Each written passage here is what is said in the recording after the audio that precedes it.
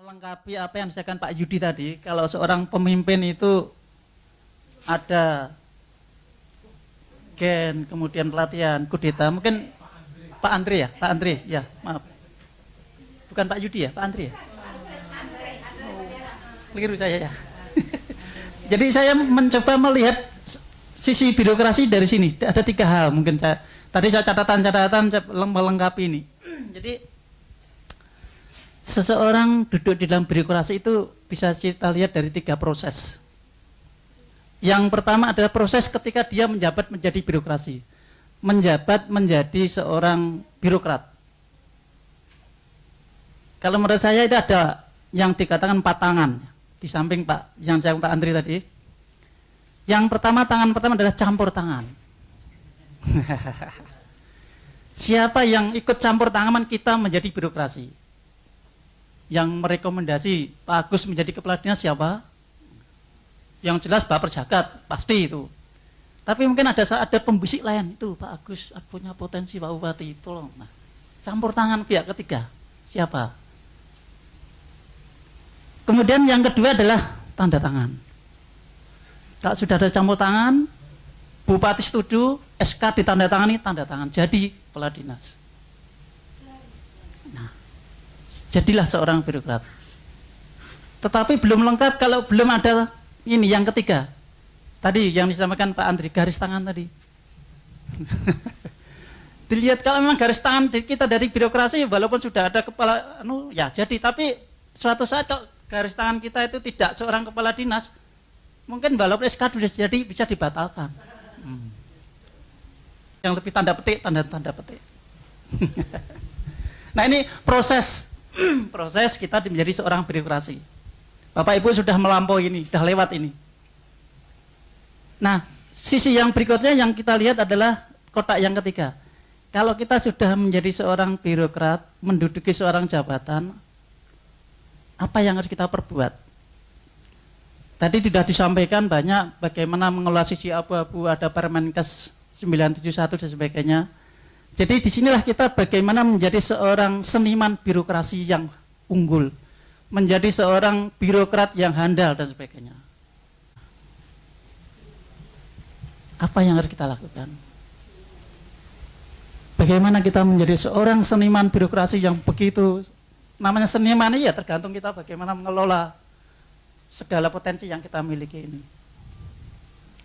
Yang terakhir barangkali harapannya bagaimana menjadi seorang birokrat yang sukses. Tanda-tanda seorang birokrat yang sukses ada 3, yaitu berakhir dengan selamat, diakhiri dengan selamat, tidak ada masalah-masalah yang berkaitan dengan hukum terutama. Di samping itu juga sehat, tidak kena stroke. Dan yang terakhir juga bagaimana mengakhiri birokrasi itu dengan bermartabat. Banyak contoh-contoh kasus seorang mantan pejabat sudah pensiun Bapak sekalian, tiba-tiba ada panggilan harus menghadiri persidangan kejaksaan, pengadilan dan sebagainya. Karena apa? Karena terkait dengan pada waktu menjabat ada sesuatu yang menjadi masalah.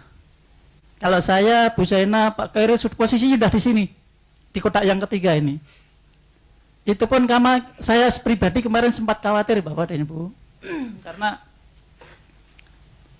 saya 1,5 tahun pensiun, tiba-tiba ada kasus manipulatif gaji. Bendahara saya itu ternyata sejak tahun 2009 membuat gaji fiktif sebanyak 5 orang. Ketahuan baru begitu ketahuan pada waktu saya sudah pensiun 1,5 tahun ini. Yang mengetahui adalah, yang menemukan adalah dari Taspen.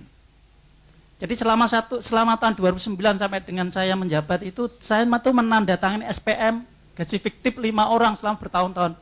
Kumulatif hampir 1,5 miliar. Loh, saya sudah deg-degan. Saya sudah, ternyata setelah diproses, saya mengikuti perkembangan itu. Mengikuti perkembangan bagaimana saya sudah siap-siap. Dan saya betul-betul tidak tahu adanya manipulatif data kepegawaian itu. Ternyata setelah diproses dan sebagainya, alhamdulillah tidak melibatkan saya. Dan memang saya tidak terlibat dan saya memang tidak tahu. Jadi saya tidak sempat dipanggil dan sebagainya, tapi cukup diselesaikan oleh teman-teman yang di sana. Halo? Belum selesai, Bapak? Sebentar, Ibu jemput aja. Jadi ini yang saya katakan, bagaimana kita bisa mengakhiri masa jabatan kita dengan selamat dan sehat. Ini adalah ini yang saya katakan. Nah, ini adalah diwujudkan apabila kita selama menjadi pejabat ini betul-betul bisa mentaati aturan-aturan mekanisme yang ada. Nah, ini Bapak Ibu sekalian sebagai tambahan saja. Kemudian Bapak Ibu sekalian, seperti diketahui bahwa konsep PML ini adalah bagaimana kita mewujudkan kemandirian birokrasi dalam mengelola program, di mana dua aspek yang kita lakukan yaitu penguatan aspek manajemen dan aspek leadership. Kemarin pada waktu kita tatap muka bersama teman-teman kepala bidang, kepala puskesmas, kita sudah melakukan ini Ibu dan Bapak sekalian. Jadi tidak hanya Bapak Ibu sekalian, tapi harapan kami Bapak Ibu sekalian nanti sebagai penguat, harapannya bisa betul-betul bisa mengawal apa yang sudah kita lakukan, di mana teman-teman Kabid, teman-teman puskesmas kemarin sudah menyusun RTL. Harapan kami bagaimana RTL yang sudah disusun kemarin betul-betul ada konsistensi untuk terwujudnya rencana kegiatan untuk perbaikan kinerja. Seperti dari Pak Ibra, banyak sekali yang perlu dikawal Pak. Masalah saya kira itu ya buat RTL yang paling memungkinkan Pak. Itu RTL banyak Pak Ibra tadi. Ya. Nah ini harapan kami. Kemudian Bapak sekalian, saat ini berdasarkan informasi-informasi itu yang ada, seorang pemimpin memang kita perlu merubah mindset pola pemikiran kita di dalam rangka mewujudkan pemerintahan yang bersih dan berwibawa. Mindset kita harus berubah. Kenapa? Tadi sudah diuraikan juga banyak, yaitu lingkungan di luar lembaga kita itu sangat cepat berubah. Tuntutan sosial, ekonomi, politik begitu luar biasa. Kemudian perubahan di antara lain masyarakat, tuntutan masyarakat untuk mendapatkan pelayanan yang lebih bagus sebagai kita sebagai birokrasi pelayan publik. Kemudian tidak kalah pentingnya adalah karena beban pelayanan kesehatan kita juga semakin berat. Yang lebih memberatkan lagi adalah budaya dan perilaku internal SDM kita yang masih memprihatinkan. Karena apa? Karena diakui atau tidak, tadi juga di dalam diskusi berkembang, akibat intervensi politis yang begitu kuat, sehingga ini adalah mempengaruhi kinerja dari karyawan kita. Dan yang tidak kalah pentingnya adalah saat ini kita dituntut untuk memberikan pelayanan sebagai pelayanan publik itu pelayanan publik yang bersih, akuntabel, transparan, dan berwibawa. Seperti saya katakan tadi, bagaimana kita melakukan suatu kegiatan birokrasi ini supaya betul-betul bisa kita pertanggungjawabkan, supaya kita tidak terantuk pada masalah hukum, sehingga bisa mengakhiri masa jabatan kita dengan baik.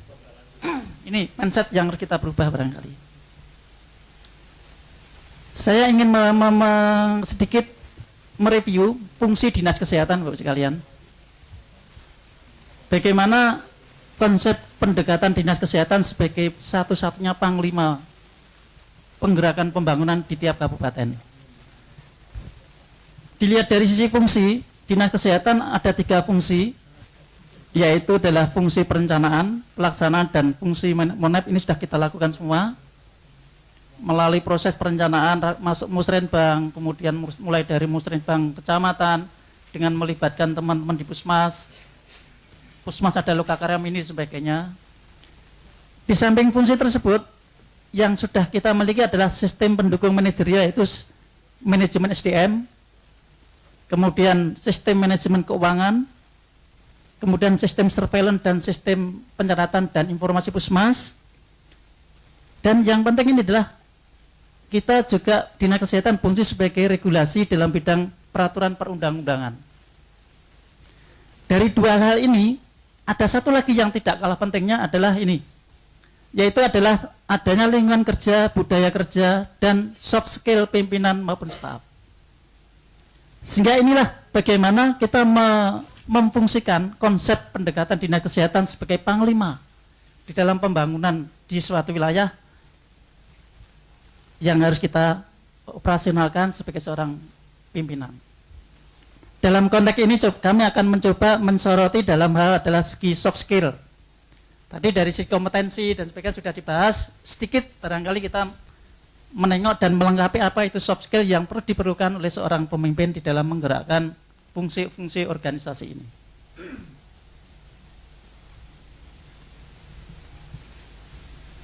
Nah, ini juga melengkapi saja. Kemarin saya baca-baca cari referensi, ternyata saya menemukan suatu buku yang menyebutkan bahwa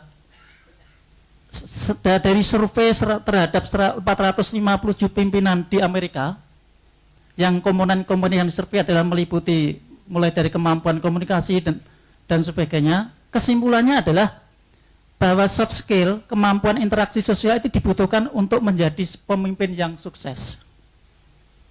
Tadi Pak Yudi juga, Pak Andreas juga sudah menyampaikan. Nah, ternyata betul bagaimana kemampuan interaksi sosial seorang pemimpin itu sangat diperlukan untuk menjadi seorang pemimpin yang sukses tadi. Nah, kalau kita berbicara soft skill, apa tahu soft skill itu sedikit juga, bahwa soft skill adalah kemampuan seseorang di dalam berhubungan dengan orang lain, yaitu interpersonal skill, dan kemampuan atau keterampilan mengatur dirinya sendiri, memanage dan mengelola diri kita sendiri, sehingga mampu mengembangkan diri untuk bekerja secara maksimal. Sedangkan soft skill sendiri itu yang perlu kita ketahui secara umum adalah cara berkomunikasi, tadi mengadvokasi, negosiasi, supervisi, fasilitasi, pokoknya yang sisi itu loh. Yang sisi. Di samping bahwa seorang pemimpin perlu menguasai ilmu kepemimpinan dan manajemen, maka kemampuan interaksi sosial yang meliputi soft skill, komunikasi, advokasi, negosiasi, supervisi, dan fasilitasi, serta upaya pendampingan kita kepada para staf kita ini juga diperlukan sekali. Nah, sedikit apa yang dimaksud komunikasi mungkin kita sudah paham, tidak perlu saya perpanjang, karena intinya adalah kita bagaimana mengkomunikasikan seorang pemimpin kebijakan-kebijakan baik dari atasan, kebijakan-kebijakan yang dari, kalau di dinas kesehatan yang sifatnya kebijakan kepala daerah, kemudian kebijakan-kebijakan program dari kementerian dan sebagainya, itu perlu kita komunikasikan kepada para kepala bidang, kemudian juga pada pelaksana di lapangan kita, pada para ujung tombak kita, yaitu puskesmas. Bagaimana kita mengkomunikasikan secara berkala dalam wadah misalnya rapat koordinasi bulanan.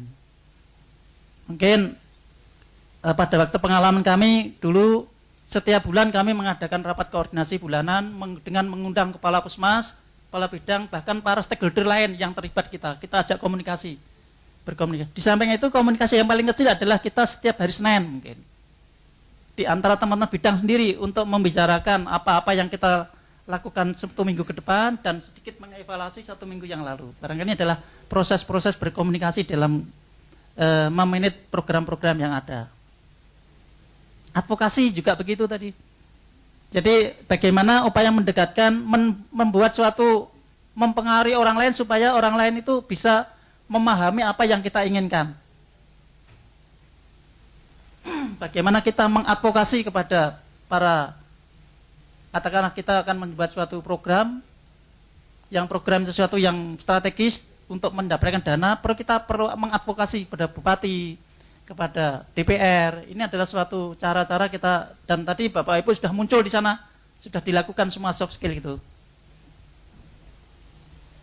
Sehingga tujuan daripada advokasi untuk suatu kebijakan, peraturan perundang-undangan, sekaligus untuk mendapatkan dukungan politis dan sumber dana itu bisa berhasil.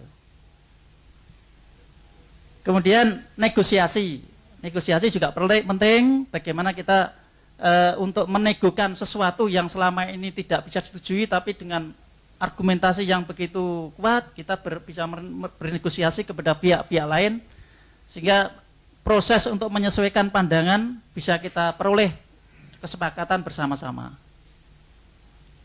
Saya kira ini juga tidak asing lagi bagi kita. Supervisi juga tidak kalah pentingnya, yaitu cara menjamin agar setiap staf kita itu bisa menjalankan segala kebijakan perencanaan program kita dengan baik, sesuai dengan yang garis-garis yang ada, dengan efektif dan efisien. supervisi dari Dinas Kesehatan ke Puskesmas sebagai bimbingan teknis untuk melaksanakan kebijakan-kebijakan program, itu harap kami juga bisa dilakukan oleh teman-teman bidang, sehingga keberadaan Puskesmas sebagai ujung tombak pelaksana kegiatan bisa berjalan sesuai dengan yang kita harapkan.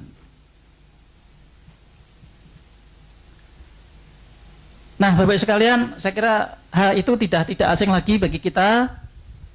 Kemudian berbicara masalah soft skill, ternyata di sana ada 3 hal yang penting, yaitu bagaimana peran individu kita sebagai perorangan, kemudian bagaimana sikap atau leadership, dan bagaimana hubungan kita dengan sesama. Nah, sikap dan perilaku yang diperlukan seorang pemimpin di dalam membangun suatu kepemimpinan yang baik ada 1. Nah, ini nanti barangkali juga perlu kita sampaikan buat teman-teman kita yang ada di staf dan sebagainya. Harapannya adalah bagaimana kita bekerja tanpa pamrih, optimis di dalam menghadapi segala sesuatu kesulitan yang ada. Belajar, kita selalu mendorong pada diri kita pribadi dan termasuk pada staf kita, rendah hati, tetapi tidak rendah diri, tapi rendah hati. Kemudian kita selalu siap untuk dikoreksi dan mengevaluasi apa yang kita lakukan.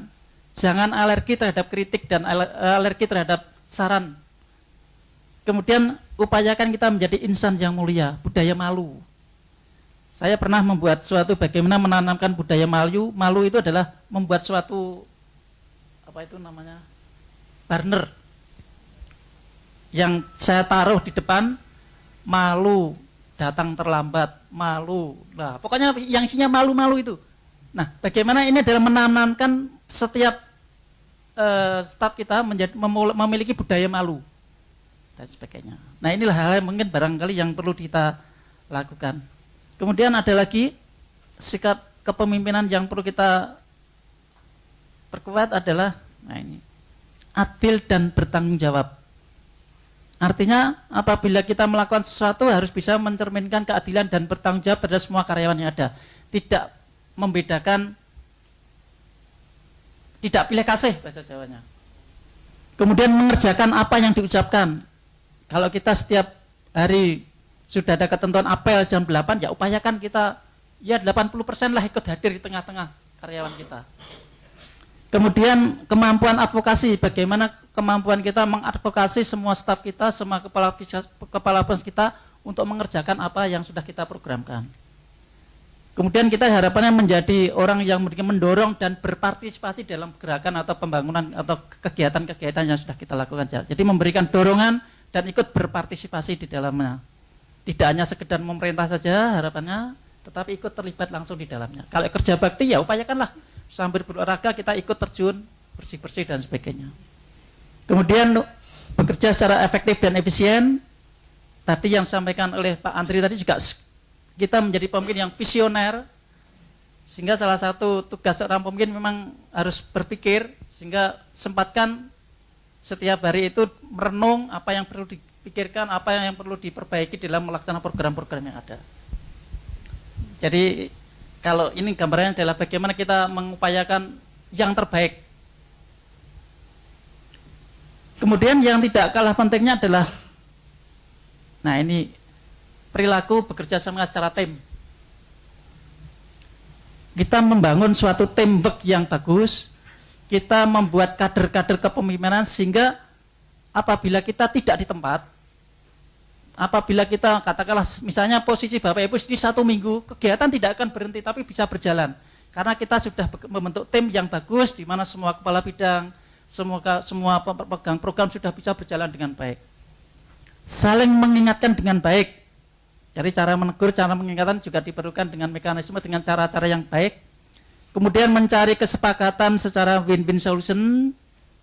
Bekerja sama bukan saja untuk diri sendiri, tetapi untuk orang lain. Sabar dan tekun dalam mencapai hasil tadi.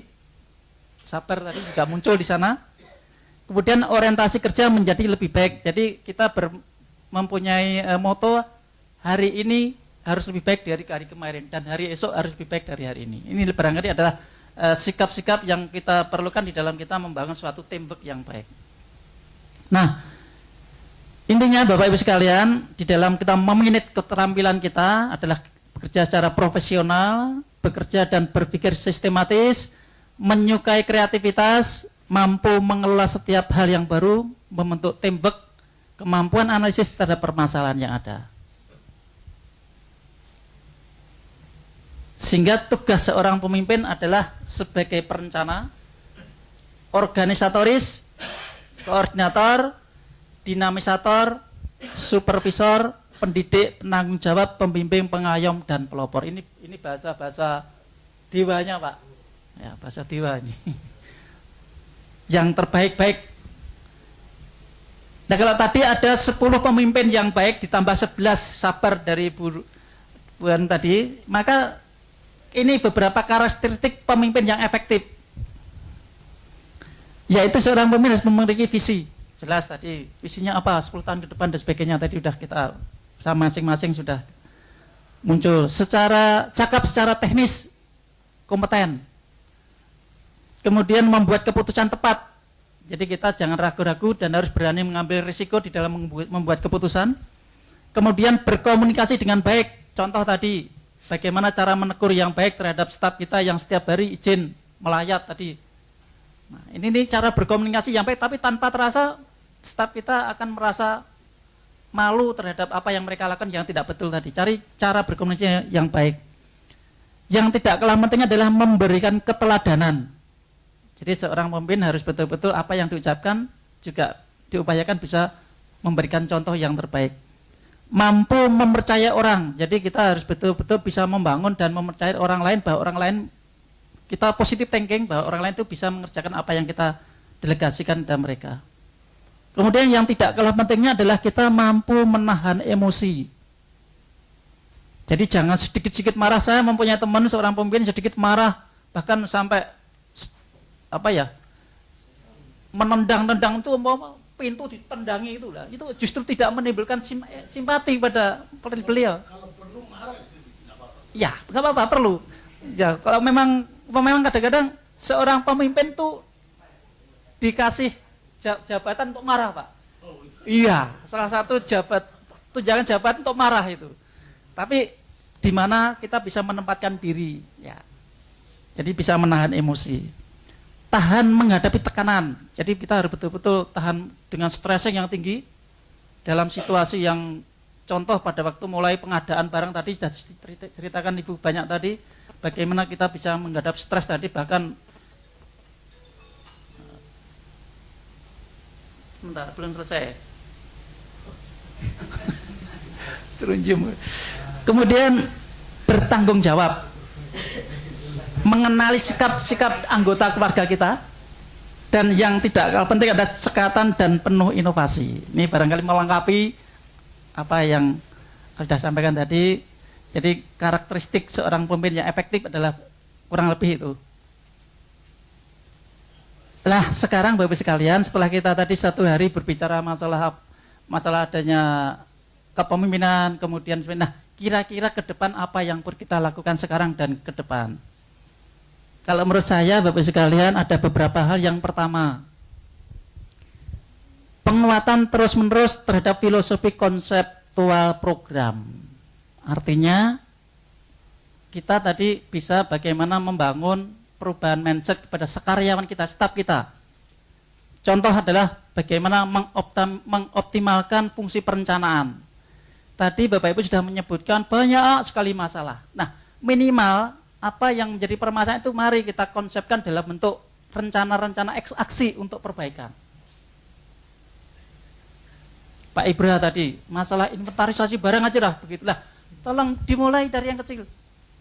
Dimulai dari yang mempunyai prioritas, misalnya temuan BPK. Tolong temuan BPK itu segera ditindaklanjuti, Pak. Dibuat ETL, segera dibuat evaluasi tindak lanjut. Karena apa? Pengalaman saya kalau setiap temuan BPK, setiap tahun itu pasti ada gelar perkara. Tunggakan perkara apa yang belum diselesaikan di masing-masing SKP itu pasti menjadi catatan.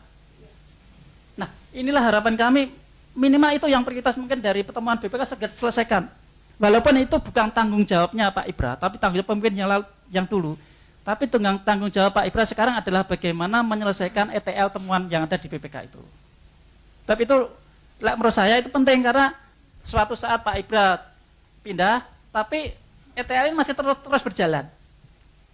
Nah ini penguatan terus-menerus terhadap filosofi konseptual. Jadi lakukan langkah-langkah, selamat sore Prof. Ya. Kemudian yang kedua yang tidak kalah penting adalah kembali perenungan terhadap soft skill yang tadi. Perenungan kembali di manakah posisi kita, apa yang sudah kita lakukan dan sebagainya. Apa yang kita perkuat. Kemudian penguatan manajerial skill. Dan yang tidak kalah penting adalah perluasan jejaring sektor kesehatan dan lintas sektor kesehatan. Jadi perkuat hubungan kita lintas sektoral dan perkuat hubungan kita di dalam internal kita sendiri. Bagaimana kita membangun, memberdayakan teman-teman di Puskesmas itu sebagai ujung tombak di dalam melaksanakan program-program kita. Sebaik apapun program sudah kita laksanakan, tetapi kalau teman-teman di Puskesmas tidak bisa melaksanakan baik, Dinas Kesehatan juga tidak akan menyampaikan cakupan-cakupan indikator yang ada. Oleh karena itu mekanisme koordinasi, pendampingan, kemudian bimbingan teknis kepada teman-teman Puskesmas, tolong itu dioptimalkan. Di samping itu harapan kami juga bagaimana kita bisa menggali potensi-potensi yang ada dari teman-teman Puskesmas untuk memperbaiki program-program kita, memperkaya program-program kita. Nah. Kemudian beberapa tip dari diskusi tadi, saya sempat beberapa menulis sekarang muncul. Identifikasi masalah dengan jelas sebelum bertindak. Jadi tolong tadi beberapa Bu Doli misalnya merasakan bahwa ternyata SOTK Dinas Kesehatan saat ini belum bisa mengakomodir semua program-program yang ada. Sehingga Bu Doli mungkin merasa kesulitan pada manakala akan menyantumkan suatu program, cantolannya di mana. Nah, barangkali ini merupakan suatu pintu masuk, merupakan entry point, kita bisa membuat mengajukan suatu revisi perbaikan penyusunan SOTK yang terbaru. Boleh. Jadi mungkin Bu Doli bisa mengajukan telaan akademis dengan berbagai bentuk tim di internal bagaimana kita mengajukan perubahan SOTK yang ada. Cermati betul seperti Pak Ibrahim juga tadi temuan-temuan tadi saya kira supaya tidak lupa segera dicatat Pak. Sehingga tidak menjadi catatan masalah pada waktu Bapak mendatang ke depan. Nah ini penting sekali. Kemudian yang berikutnya adalah jangan menunda. Karena Anda tidak tahu tambahan pekerjaan apa yang akan diberikan kepada kita. Jadi kalau ada masalah-masalah penting, tolong segera lakukan, segera jangan ditunda. Prioritaskan pada bagian yang penting dan yang tidak kalah penting adalah semangat mencari solusi, bukan mengeluh. Kalau saya tadi sudah muncul semua curhat yang ada, nah ini barangkali yang perlu segera diidentifikasi secara real dalam bentuk RTL, dipertajam. RTL yang kemarin sudah ada, barangkali bisa dilengkapi di sana. Bisa RTL sifatnya jangka pendek dan jangka menengah. Kemarin pada waktu kita ke kunjungan tatap muka di masing-masing kabupaten sudah terhimpun, di sana sudah muncul RTL di Dinas Kesehatan maupun Puskesmas. Saya melihat ada tambahan-tambahan lagi. Tambahan-tambahan lagi yang perlu dipertajam di dalam melengkapi RTL yang kemarin sudah muncul. Ya, apa yang menjadi keinginan kita di dalam memperkuat sisi manajemen dan leadership betul-betul nanti menjadi pengkayaan kita di dalam melaksanakan peningkatan kinerja di tempat kita masing-masing. Saya kira itu Bapak sekalian apa yang bisa saya tambahkan. Mungkin ada tambahan atau ada sharing, tapi saya yakin ini adalah melengkapi sharing yang satu hari tadi begitu lengkap, begitu banyak.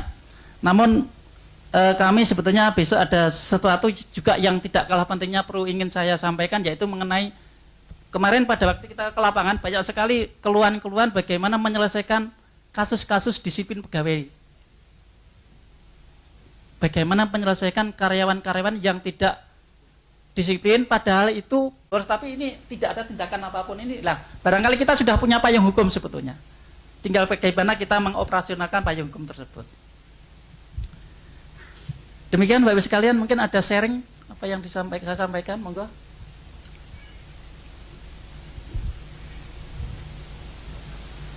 Diskusi Atau cukup? Sudah kaya tadi, begitu banyak. Sudah lengkap tadi.